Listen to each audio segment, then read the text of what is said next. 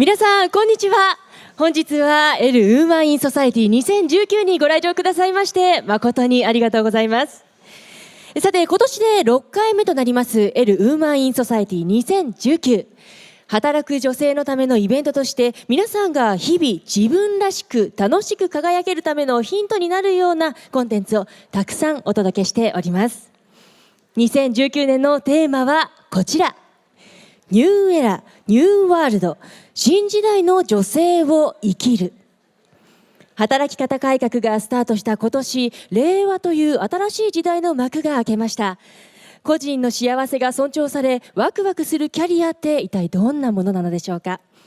これからの働き方を皆さんと一緒に考えていきたいと思います。さあ、それではお待たせいたしました。続いてのコンテンツは、フランスが誇るジュエリーメゾンカルティエとラグジュアリーブランドジバンシィの女性 CEO によるスペシャルな対談です。リーディングカンパニーのトップとして女性にとって働きやすい環境づくりや女性支援の取り組み、この先見据える展望について語っていただきます。また一人の働く女性として仕事とプライベート、育児いかに両立していけるのか、海外で培われました独自の信念やライフスタイルについても迫ってまいります。ELLEジャポンプレゼンツ、世界に向けて女性が活躍できる明日へ、こちらをお届けしてまいります。なおこちらのステージは同時通訳となります。皆様通訳機のご準備よろしいでしょうか。どうぞご利用ください。それではまずここでお二方のプロフィールを簡単にご紹介させていただきます。まずはカルティエジャパンプレジデント&CEO のヴェロニカ・プラット・バンティールさんです。1996年パリのマネジメントスクール ESCP ヨーロッパをご卒業。マーケティング&セールスのマネジメントでキャリアをスタートし、その後コンサルティングの道に進まれます。カルティエには2000年に入社し、パリ本社でのプロジェクトコーディネーターやパリのプランタン百貨店内ブティックのアシスタントマネージャーに、その後ロンドンのカルティエ UK でリテールディレクターをお務め、日本には2014年に来日をなさりました。新たな営業戦略を打ち出し、2017年8月カルティエジャパンプレジデント&チーフエグゼクティブオフィサーにご就任なさりました。プライベートでは息子と娘を持つ母でもいらっしゃいます。続きまして LVMH ファッショングループジャパン株式会社ジバンシージャパンプレジデント&CEO のクリスティン・エドマンさん。日本で学生時代を過ごし、高校卒業後渡米、ラファイエット大学をご卒業なさっていらっしゃいます。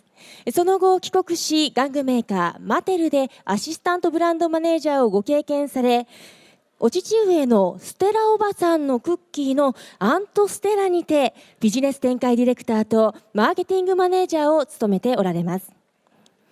2005年ストックホルム商科大学にて MBA を取得後、ヘレス&マウリッツストックホルムに入社。H&M 香港でエリアマネージャーとなり、同社の香港進出に携わった後、2008年3月により H&M 日本法人の社長にご就任なされます。2017年にジバンシージャパンプレジデント&CEO に就任なさいました。2児の母でもいらっしゃいます。そしてモデレーターは元 NHK 国際放送の英語アナウンサーで、現在はバイリンガルフリーアナの青谷優子さんに務めていただきます。それではどうぞご登壇いただきましょう。ご登壇ください。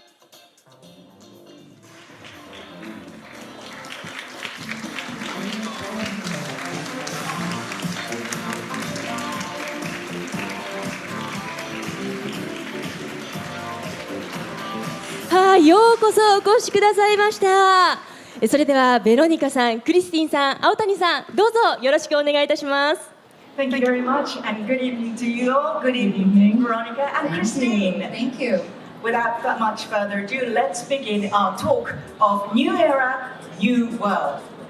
Now, before we actually go into the discussions, let's first look at the chart. Can we get the chart up there, please? And the first topic is the importance and the gender gap index we have here. This is the reality of what we are facing at the moment.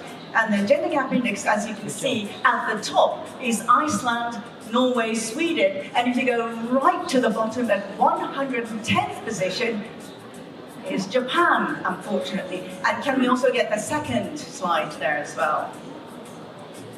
The second slide, thank you. And this is the ratio of women workers, women in managerial posts. And as you can see, Philippines actually comes at the top, followed by America, and Sweden again on third, and Japan, unfortunately, lags way behind with only 13% of women in the workforce who are in the managerial posts. Seeing this reality, let me first ask Christine, you lived in Sweden, you know quite a lot about that country. What can we learn from that country in terms of system-wise, policy-wise, and ways of thinking-wise? So I can maybe start with the pretext that as I was introduced, I was born and raised here with a Japanese mother who was a housewife. And secretly, actually, growing up, I didn't have any role models who were working leaders, and therefore I thought that I too will be Seingyo Shufu or housewife. Now, fast forward a bit, I moved to Sweden, and I am completely at a turning point in my life. My whole worldview changed. And how did it change? There were three things that I saw that shattered me. One was the mindset of the men and the women in Sweden.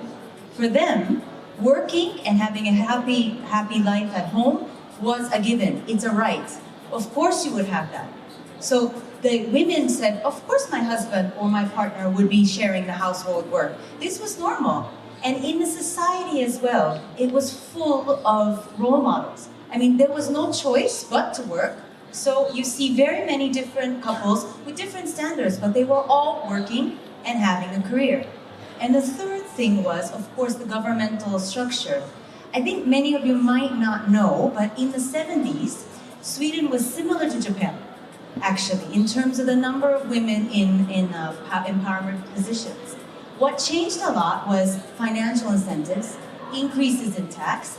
The whole financial landscape changed that women and men both had no choice but to work. And because of that, women were thrust into the society to work. So I really think it starts with the mindset, it starts with also the role models, as well as the governmental structures that spearhead and support empowerment. Thank you very much. It's probably the mindset that it needs changing a lot here. Now let me ask you, Veronica, you came to Japan in 2014 after working in London and in Paris, European countries. What were you most surprised at seeing women workers or seeing women leaders in Japan? What was the most different part? Many different surprises. Contrarily to Cartier, where 73% of our women employees are women, and where we have really gender equity and inclusion. 50% of our women are already managers in the organization, so there's really equal chances for both. And when I went to other companies or met friends in other companies, I realized that it was much more masculine-led and seniority-led. And I realized also from talking to Japanese women and friends that there was an enormous glass ceiling, and that there was a lot of pressure, social pressure, sometimes even family pressure. They were telling me, I feel I have to be the perfect wife, the perfect mother. And so due to these pressures and knowing all these elements, I decided to create a specific program to support the women in our organization and in Japan more widely, called Cartier Empowers Women for Japan, trying to make a difference. Thank you very much. We'll be talking about Cartier Women's work later, initiative later. But let's move on to our second topic now concerning the new team building.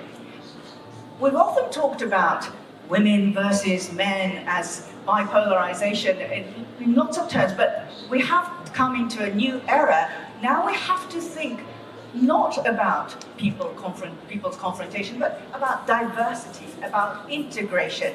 And for that, new team building must be essential. So let me ask you, Veronica, First, as a CEO, woman CEO really in that effect, what would you say is the most important factor in ideal team building in the new era, as it were? I don't know, it's in the new era or in general. I think it's very important to set clear values and clear goals for the organization. So the first thing is to set people as a strategic priority, to have people first in your organization. That's really important. The second element, I would say, is to really listen to your team's voices. Listen to the true voice of your people. So we carried out an engagement barometer to hear from our teams, what do they really need? What do they really expect? What do they really want? And then, once you listen, you need to act. Because if you don't listen, then it's meaningless. So you have to take concrete actions. And we decided, for example, by listening to those voices, we heard that women in particular, but also men, wanted more flexible working hours. So we implemented super flex time or working from home. And very importantly, for women with children, and particularly in retail, where the shifts mean you have to work on weekends or late nights, that we decided to give shorter working hours for the women with children, not only until just like 2 or 3 years old, which is usually what is done, but up to 9 years old. Because from hearing the voices, we realized that's the age when they can have more time, they stay in school later, and so it becomes less of an issue for those women. And finally, we created a new program called Make Your Mark, and it's a program dedicated for women leadership and career path development. It was created 2 years ago already, and it's had such an amazing success that I want to now implement it also in Japan, not only for the top leaders, but also for the middle managers, because I think it's really powerful. I wish we had that initiative when I was raising my 2 children. Anyway, in your case, Christine, things are very different in your company, where these days young Japanese workers tend not want to mingle with the bosses, just want to separate work and separate the personal life. But it's completely different in your company. You have birthday parties, you have home parties, etc. Why? Tell us about your culture. It brings me back to my experience working in Sweden as well, which is probably the first time that I saw a company working very flat organization, valuing open communication, and also very much fluidity in life and work. And in that case, of course, a flat organization and open communication enhances agility, flexibility, result-oriented, these kind of things for the organization. But what it does for the team building is incredible. The more that you share, you blur the line between private and work, the more that you share, you become closer as a team. You become to know your colleagues more. And that kind of close collaboration spurs creativity, innovation, and very much moves the team forward. And what I think for the individual as well, I distinctly remember when my husband got a PhD, I received a big bouquet of flowers from the CEO of my company. It wasn't me getting the PhD, it was my husband. But it was the fact that the CEO recognized a very big milestone in my life, in my family, and valued me holistically. Not just the work Christine, but the life of Christine. That made me even more motivated, even more loyal. So I really believe in celebrating the pregnancies, the birthdays, the personal touch. This is what's going to make the teams of the future. And has it made any difference in your company, the mindset of the workers in your company? I think we often share a lot more personal things, definitely, and I think that's allowed now. But if you don't instigate it, it doesn't come. Like you say, it's a stringent rule. But I talk about, oh, I was up all night because my child was sick, or my father is sick with this, or, to talk and share a little bit, it brings you more human and makes a closer relationship and a sense of belonging, which is what everybody wants in a working environment. Is there anything you want to add to that? I do think, indeed, gender and inclusion, when we see that we have that, and when you have that personal human touch, which I think maybe is part of women's leadership style, the empathy, the understanding, is it makes people, as you say, more motivated, but it also brings more creativity more innovation, having all those different perspectives from women, men, the younger, the older generations, that combination of inclusion in the organization, in the end, is important in itself for the society. It's also important for the company. It actually makes, as an organization, a company stronger and more performing. One thing I would add also to that is I think that the millennials, in recruitment-wise, millennials now are looking for workplaces that provide more than just benefits and salary. They look at the values of the company. They look also at the working environment. And that is something that I think we all have to focus a lot on for the future. Thank you very much. That brings us to our third topic, which is work-life balance. Juggling work with your non-working hours. And for Christine, it's not work-life balance, but it's your key word is work-life integration. When you wrote in your book Up to You, that you talked about your hardships, as it were, how you struggled, how you were successful raising kids, being working mother. Can you elaborate a little bit on that, integration? Yeah, I think so. I think what's out there now is work-life balance. That's a word that everybody uses, and I honestly think it sets it apart. It's impossible to have work and life equally balanced. And when people see that, they start thinking, I can't do it, it's impossible. Then they try to implement by making people go home with turning off the air conditioning or giving penalties for not taking vacation, but then we're missing the point. The realistic thing is that it has to coexist. Your life and your work coexist symbiotically so that it moves like a flow. And that's okay. You'll still be able to achieve your goals, you'll still be trusted by the company, but that flexibility is really key. And when I was working in Sweden, I remember a very funny story, and I think the Japanese in me reacted in this way, where it was an open landscape, and one of my first days at work, there was a colleague. He starts at like 10:15 to make a private call to book his summer travels for his family. I could hear everything, and he said, yes, this hotel, whatever. And my reaction was how irresponsible he is to be booking his private things during work. But everybody around me was like, oh, that's fine. We trust him. He does his work, so that's okay if he squeezes in 15 minutes for a call.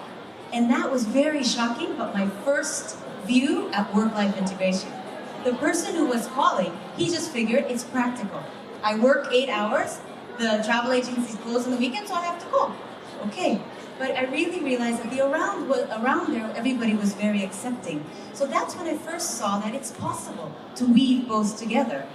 And then everyone often asks me, so how do you do? It's very, not simple, but systematic. I'm sure you will say the same. You need to plan. You need to plan accordingly. My husband and I, we sit 6 months ahead in our kitchen with a huge calendar, and we mark down all of the milestones that we both feel is important for the kids, for us. We block out certain dates. If you do not plan, you will never be able to carve out the time. But first doing that, and the second is setting boundaries. When you say ebb and flow, it's hard, huh? It's hard. Sometimes you go too much to the work, sometimes you go too much to the private. But that balance that you do there, you need to have rules. No digital at home, or not when you're with the kids, or whatever rules you do. But you need to say balance, boundaries, and then finally you just have to be extremely flexible. Everybody has a different way of work-life integration, and that's okay. Okay, thank you. To add on that, I really agree. I think it's really important to make choices, if you can, and make choices on what is really meaningful for you. If you really want to be there that day with your kid, then you say no to work. That day, you cannot. And on the opposite, if you feel it's something important for your career and you want to be proud of it and you want to be there, then do it. And make those choices. And be true to yourself, to your deep values. That's the most important. In the end, that you can manage that, flow, like you say. And the company-wise, what does your company promote for work-life balance or the time management-wise? Is there any rule in your company? We don't set rules. Again, I think it's each person to define their own way of working. We agree for them, as I said, to work from home or super flex, it doesn't matter as long as the work is done and each of them are responsible professionals. What we did do, because we realized that at certain ages, and especially for women in Japan, there is a lot of heavy workload, not only at work, also at home. I read a recent article where I think men spend just a few minutes supporting, which is very different from European or Western cultures where men support much more. So what we did is we partnered with a young Japanese female entrepreneur who has created her company called TPO, and she provides concierge service, but not for clients, not for work. It's concierge services for personal support. So let's say you don't have time and you're looking for a piano teacher for your daughter because her teacher moved and cannot give anymore, or you have someone in your family with a disability and you need to book a hotel where wheelchairs are accepted. Anything you can think of, they're there to support you as a human being, as a person, in your personal life. And I think that's, adding value and helping the team. Thank you very much. So there's lots to take home with now. Now, moving on to our very final big topic, 女性が世界で活躍するには For women to be active in the world, how to be, not necessarily women, but I think how to be successful leaders in the world, how to be active in the world. Concerning this final topic, let's talk about each company's initiative, each company's project that they're working on. First of all, in Givenchy and LVMH group, you have a special project called LVMH, where L is the same as El Japon, L meaning she, and you've actually, through this project, you've actually elevated the number of women in a managerial post, which was started at 23% in 2007, all the way up to 42% last year, which is a significant jump. And your goal is set to be 50, complete flat equality by 2020. Tell us your specific plan to realize this goal and to what do you expect the outcome? I think working for a big organization like LVMH with over 5,000 stores and 156,000 people, the responsibility lies, I think, really on the organization to help create and foster an environment, a community, that can help with empowerment. But 2007, LVMH was a program started for a year-long coaching of 30-40 women every year in a leadership program. But the initiatives are quite similar to what I'm listening Veronica say as well. It's about mentoring, it's about coaching, it's about creating the network or the community. And there's a lot of different initiatives. There's a tool as well called Shiro that is an inline tool all about different women and their initiatives and how they succeed and the tips that they have for their colleagues. So it's really facilitating that, but I don't really want to stop to just talk about women empowerment. I really want to talk about what we brought forward before, diversity and inclusion. I think the future will be much more to work on an environment that accepts much more diverse cultures, people with different needs, people with disabilities, same-sex marriages, all sorts of things, and to provide a supportive, bulletproof benefits for all of those people. So I would say even now they focus a lot on family care. One of the biggest topics is elderly care, as many of us will face soon. So providing support for elderly care, consultation, advice, also, of course, daycare, but also for widows, single mothers who are dealing with very much the stress and the anxiety, creating a community for them. So I think the future is really diversity and inclusion. So that gives an idea for many entrepreneurs or people who want to create new companies to think about to include everyone within the new era. And now for people to externally to promote leadership is what you do in your company, is the award called, the initiative called CWI, which is Cartier Women's Initiative, which is an international business planning competition established in 2006.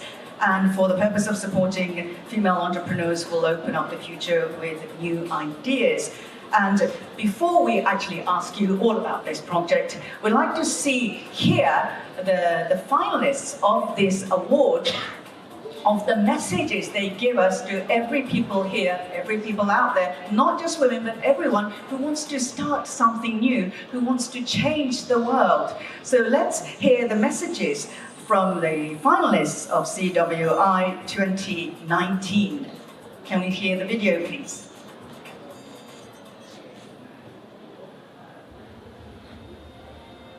For women today, this is a pivotal moment. Ultimately, the biggest obstacle is the one we put in our own minds. Any challenge is an opportunity to be creative, an opportunity to seek other doors. When you're doing anything, you need to have a laser-sharp focus. If you have an idea, just try it. Get out there and start talking to people. All I had was my passion and I just wanted to do something with it. Understand who you really are. Ask your question about what's your dream. Make sure you're focused on your goals and not get distracted from them. Have the self-compassion and confidence to do your work. What matters is who you are as a person. Surround yourself by people that are smarter than you or know things that are different than you. Have the grit to keep going and follow your gut. You raise money, you build a company, you achieve something, you solve a problem, you have a track record. No one can take that away from you. The only limits that you set are going to be determined by yourself. No one can tell you can't do it. There was no other option but to do my best. Enjoy the journey and to celebrate small wins. Define yourself by your character and just go for it. The best advice that I can give to someone to surround themselves with people who trust in them. Every person is different. They have a strength. Highlight that and use it to benefit the world.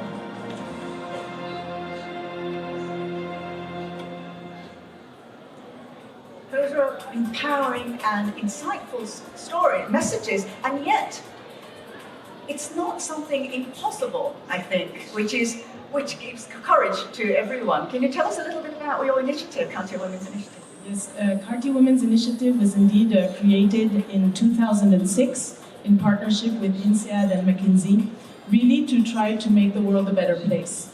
Because we realized that, I don't know if you know this statistic, still in 2017, if you look at all the venture capital around the world that is being given to entrepreneurs, only 2% of that goes to women CEOs. And around the world, so this is worldwide, it's not only Japan, around the world, when a woman goes to a bank to try to get a loan, whether it's to do agriculture in Africa, in the hills, or whether it's for something health or education for their children, only 30% actually get it. So we thought it was important to take gender and inclusion properly, as you said, and to try to close this gender gap by supporting women entrepreneurs who are trying to make the world a better place, by finding really real solutions, affordable, sustainable solutions, whether it's in health, agriculture, the environment, to make the world a better place. And as you heard these women, they're so inspiring. I think some of the key words that we can hear are compassion, trust, believe in yourself, have that confidence, and go ahead, do it. I think that's really inspiring for me, and I'm very proud to be a part of this support network, this community of women that is built around the world. Already more than 200 companies have been supported. 80% of them are still active today, which is a very high ratio for startups. And more than 7,000 jobs have been created around 51 countries. So I think, I really want to encourage these women, continue to support them, and I hope many more today in the room for the future. So we can see all the information who want to participate in this initiative. There's a lot of information. It's open today for, you can apply to the Cardi Women's Initiative of 2019. So I encourage those of you in this room who are entrepreneurs, happy to support also from Cardi Japan, to mentor, to help you with your business plan, presentation, whatever you may need. We're very happy to support in any way that we can. And those of you who start a company, you can follow Christine's footsteps and creating and using the initiative that in your company. Do you want to add anything to it? No, I think it's very important, like you say anyway, to foster innovation is the key, even in the workplace, even not as an entrepreneur, but to challenge yourself, to take risks and not be afraid of failure. This is the way that you can move forward in life.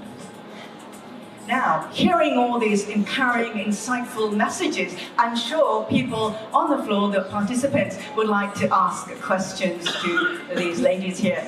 Would you raise your hands, those who want to ask questions? We'll take two. I'm afraid we don't have much time, but questions, please.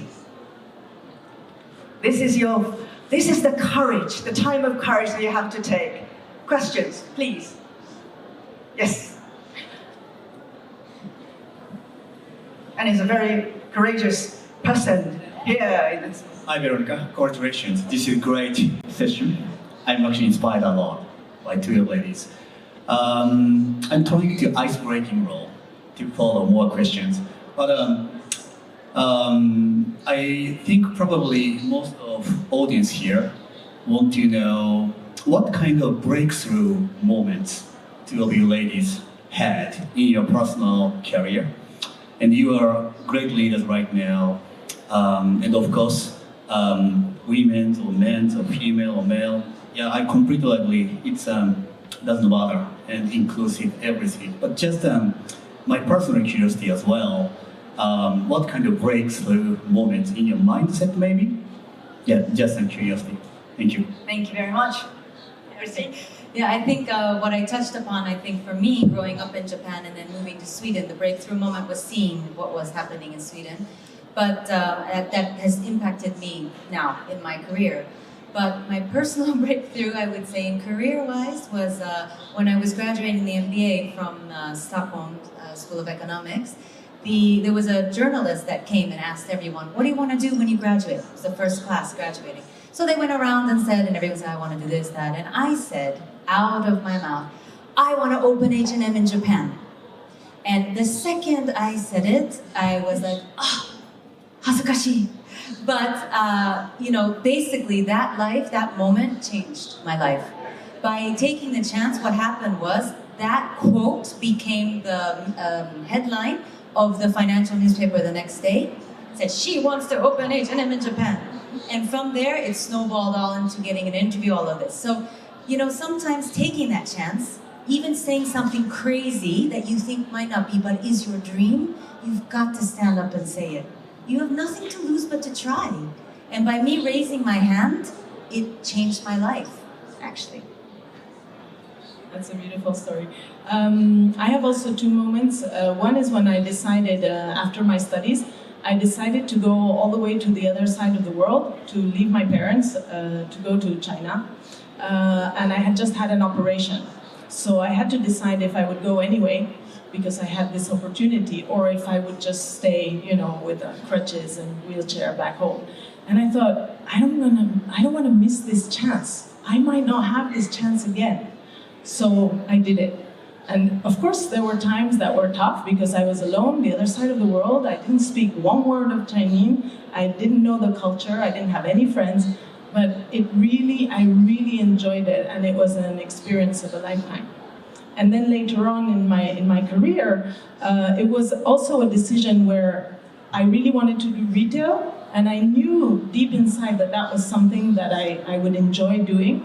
But I was in a totally different field of supply chain and organization. And so I agreed. I said, okay, I'll go to a boutique and step down 2 steps in the organization. I thought it doesn't matter because I'm going to do what I want to do. I'm going to try. Might not work, but I'll try. So I think, and indeed, well, here I am today. So I guess it worked. But I think that's the most important. The most important is to believe in yourself, in who you are, to believe in your dreams and follow your dreams. It's the big first step that changes everything, it seems. So we have to take that chance and move forward, it seems. Do we have one more time for one question? Lady over there. Thank you very much. I very appreciate this seminar, and I have been a lot of women career discussion formulas, and many of them are Japanese entrepreneurs, and I feel like more than half of them are single or they don't have children. And even for me, I'm working for a consulting firm. We have more than 1,000 staff in our firm and more than 50 partners. only 2 female partners, and none of them have children. So when the intro that both of you have children, so that inspired me a lot. So we can have both your career, your success in career, and both lovely family. So my question is kind of like the culture in Japan, because recently I'm working with much more like junior staff and even guys, Japanese guys, and when they made mistakes, it's my responsible to tell you have to do this or you have to be more careful.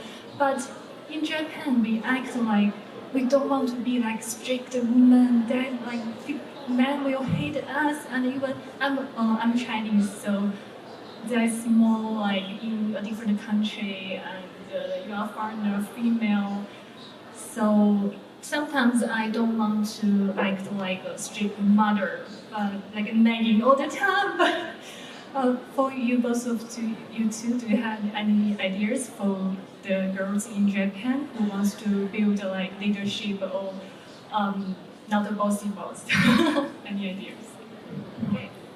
Thank you for the question. Yes, it's very delicate, and it's true that I think this is my personal opinion, that sometimes maybe because of education or because of the surroundings, you may act in the way that you feel you should do, like to be kawaii or to be very, manjime and very perfect, try to be perfect. Nobody's perfect.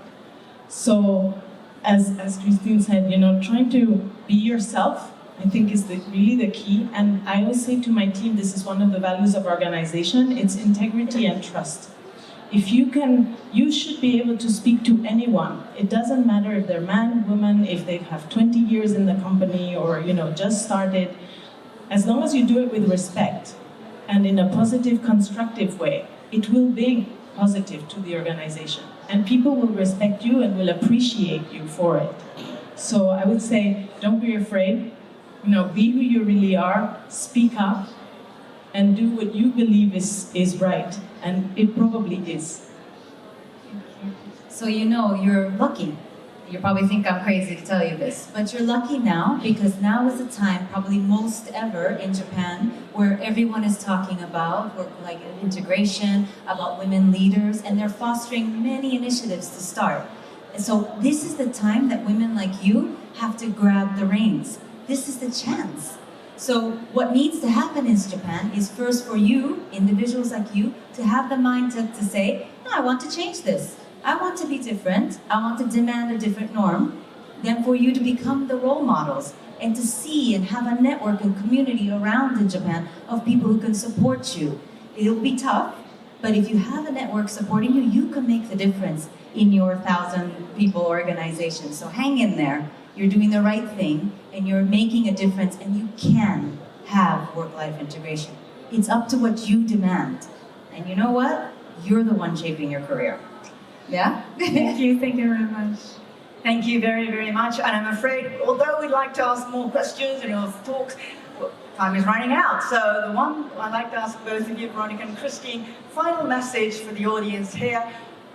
What do you expect for the future to be successful leaders, to be working in the world, to be happy in the world?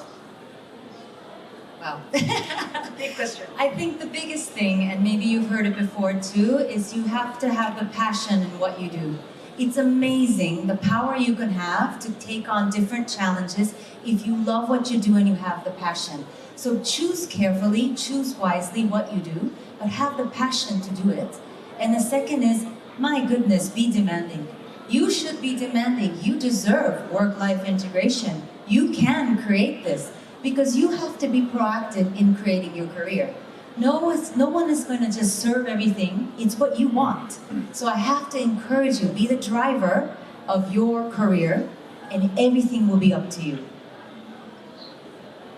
Totally agree with that. I would say, really, I wish every single woman in Japan, every single girl, I was 2 days ago in Ochanomizu University talking to young students and university students, and they are amazing girls. They can choose their future, and if every woman chooses her future, what she really wants to do with that passion, with her heart, and actually go for it. I would say believe in yourselves, believe in your future. Choose your future and make your dreams come true. You can do it. Thank you very much. Thank you very much. It was inspiring for me as well. I'm sure it has been an extremely inspiring, empowering messages given by Veronica and Christine. We have to end it here, but big round of applause for the ladies here. Thank you very, very much. Thank you. 以上のお話ありがとうございました。改めまして、ベロニカさん、クリスティンさん、青木さんでした。